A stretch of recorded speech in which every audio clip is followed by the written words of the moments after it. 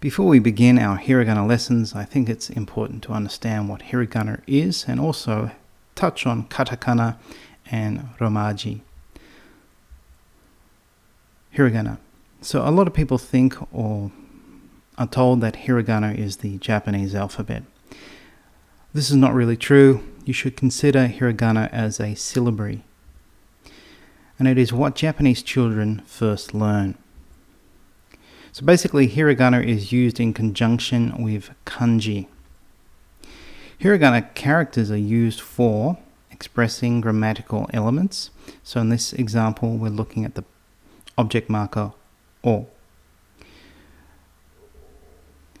Hiragana is used for the endings of adjectives. So we're looking at the word samui, and on the left is the kanji, and on the right is the ending with the hiragana character I, so samui, which means cold. And hiragana is also used for verb tenses. So on the left we're looking at nomu, which means drink, to drink, and then nonda, the simple past tense. So hiragana is used in writing to identify the tenses of verbs, or to express the tenses of verbs. And hiragana substitutes difficult or old kanji.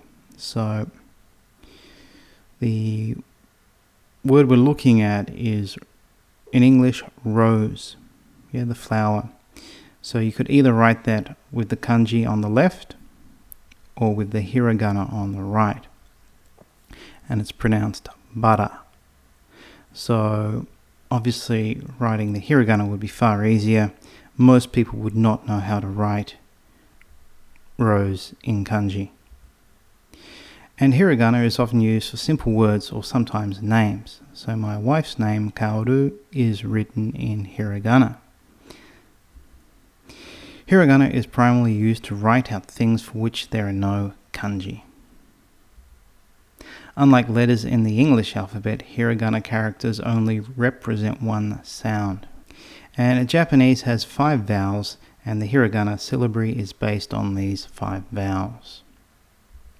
Alright, let's touch on katakana. So a lot of people believe you should learn katakana first, and I often have students asking me, shouldn't I learn katakana first? The answer is no, because katakana is only used for words, so it can't be used to express verb tense, for example, or it's not used for grammatical elements. And most of these words are loan words.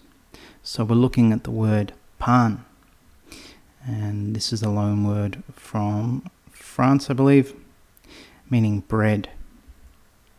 And it can't be used with kanji to form words.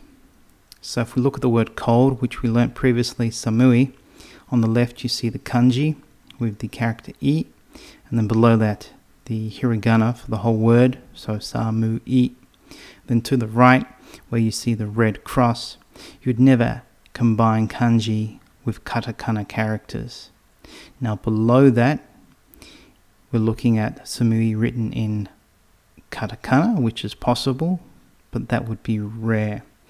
In most cases, if we were writing cold, or if you were reading a book and you saw the word cold in katakana, it would be written as it is on the right at the bottom, and it would be pronounced koldo.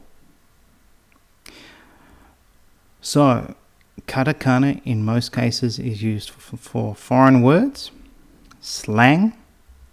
You'll often see it in comics where they're emphasizing words. It's used in advertising and also for technical and scientific terms. Now let's touch on romaji or romaji.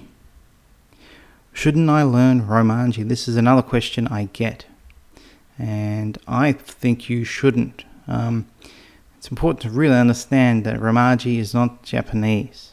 It's just the romanization of Japanese, and that was introduced after World War II. So it's extremely rare in Japan to use this method to write Japanese. So you might see words, but you would never see sentences or paragraphs or books written in romaji. So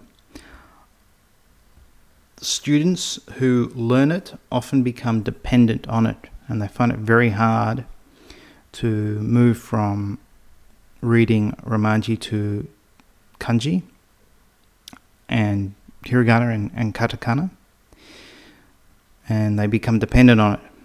So I believe it's an unnecessary step, and I don't recommend you learn romaji.